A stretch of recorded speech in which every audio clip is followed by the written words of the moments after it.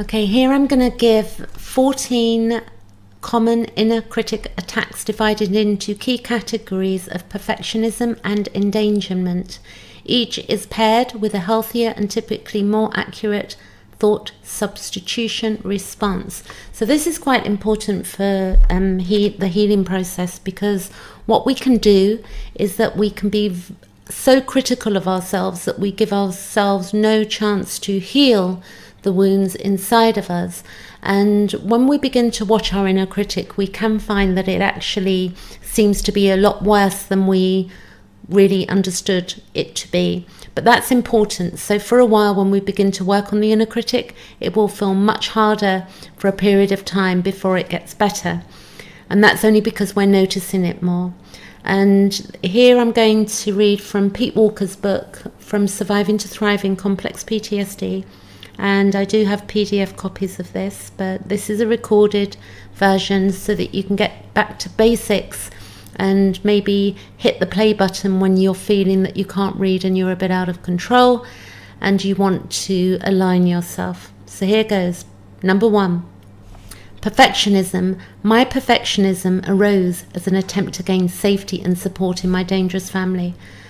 Perfection is a self-persecurity myth.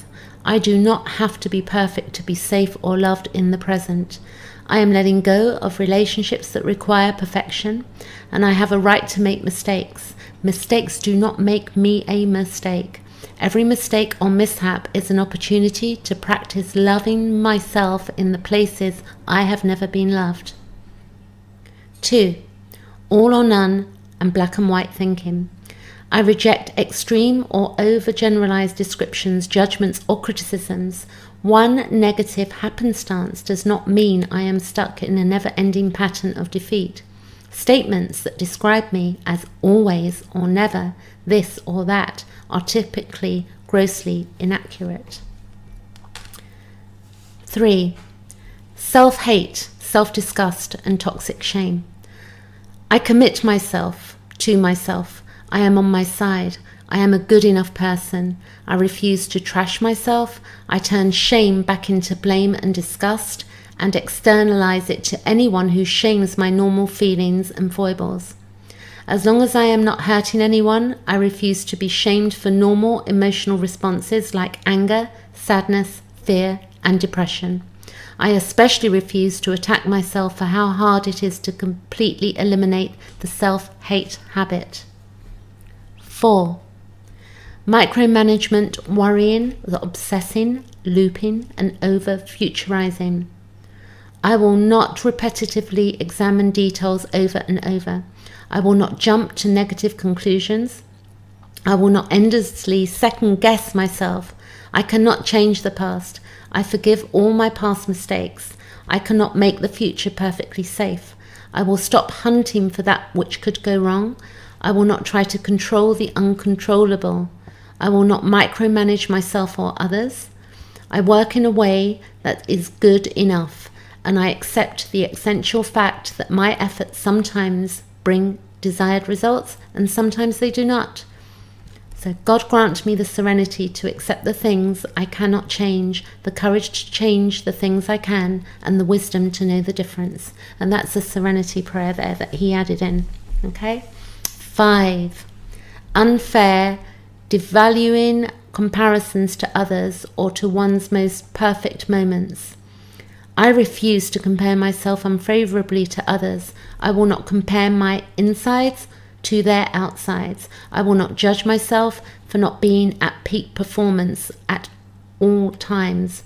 In a society that pressures us into acting happy all the time, I will not get down on myself for feeling bad. 6. Feeling guilty does not mean I am guilty. I refuse to make my decisions and choices from guilt. Sometimes I need to feel the guilt and do it anyway. In the inevitable instance when I inadvertently hurt someone, I will apologize, make amends, and let go of my guilt. I will not apologize over and over. I am no longer a victim, and I will not accept unfair blame. Guilt is sometimes camouflaged as fear. I am afraid, but I am not guilty or in danger. Okay? 7, shoulding. I will substitute the words want to for should, and only this imperative if it feels like I want to, unless I am under legal, ethical, or moral obligation. 8, overproductivity, workaholism, and busyholism. I am a human being, not a human doing. I will not choose to be perpetually productive. I am more productive in the long run when I balance work with play and relaxation. I will not try to perform at 100% all the time. I subscribe to the normalcy of facilitating along a continuum of efficiency. 9, harsh judgments of self and others, name-calling.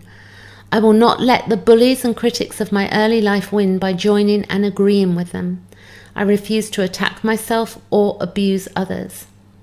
I will not displace the criticism and blame that rightfully belongs to them onto myself or current people in my life.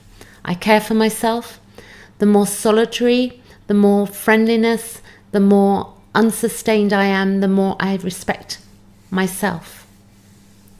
Now here we go, endangerment attacks. 10, drasticizing, catastrophizing, and hypochondricizing. I feel afraid, but I am not in danger. I am not in trouble with my parents. I will not blow things out of proportion, and I refuse to scare myself with thoughts and pictures of my life deteriorating. No more homemade horror movies and disaster flicks. 11, negative focus. I renounce over-noticing and dwelling on what might be wrong with me or life around me. I will not minimize or discount my attributes. Right now, I notice, visualize, and enumerate my accomplishments, talents, and qualities, as well as the many gifts life offers me: friends, nature, music, film, food, beauty, color, pets. 12, time urgency. I am not in danger. I do not need to rush. I will not hurry unless it is in a true emergency. I am learning to enjoy doing my daily activities at a relaxed pace. 13, disabling performance anxiety. I reduce procrastination by reminding myself that I will not accept unfair criticism or perfectionist expectations from anyone. Even when I'm afraid, I will defend myself from unfair criticism. I won't let fear make my decisions. And finally, number 14, perseverating about being attacked unless there are clear signs of danger. I will thought stop my projection of past bully critics onto others. The vast majority of my fellow human beings are peaceful people. I have legal authorities to aid me in my protection if threatened by the few who aren't. I invoke thoughts and images of friends, love, and support.